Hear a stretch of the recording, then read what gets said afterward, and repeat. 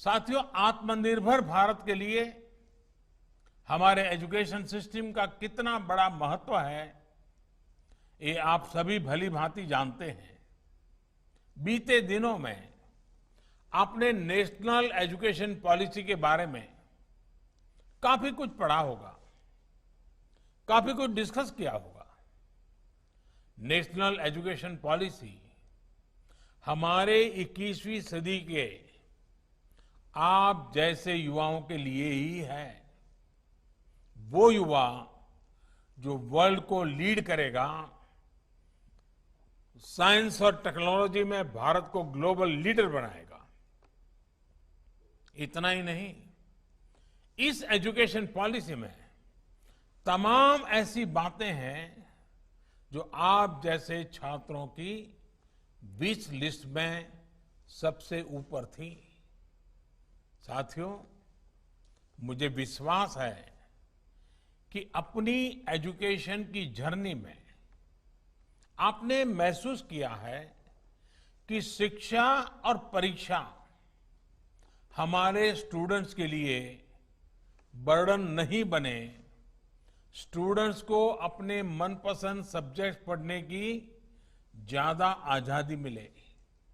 इसलिए राष्ट्रीय शिक्षा नीति को मल्टी डिसिप्लिनरी बनाया गया है। सब्जेक्ट की फ्लेक्सिबिलिटी दी गई है, मल्टीपल एंट्री एंड एग्जिट के अवसर दिए गए हैं और सबसे अहम, देश की नई एजुकेशन पॉलिसी एजुकेशन को टेक्नोलॉजी से जोड़ेगी, टेक्नोलॉजी को हमारे स्टूडेंट्स की थिंकिंग का इंटीग्रल पार्ट बनाएगी। यानी स्टूडेंट्स टेक्नोलॉजी के बारे में भी पढ़ेंगे और टेक्नोलॉजी के जरिए भी पढ़ेंगे। एजुकेशन में आर्टिफिशियल इंटेलिजेंस का इस्तेमाल हो, ऑनलाइन लर्निंग बढ़े। राष्ट्रीय शिक्षा नीति में इसके रास्ते खोल दिए गए हैं।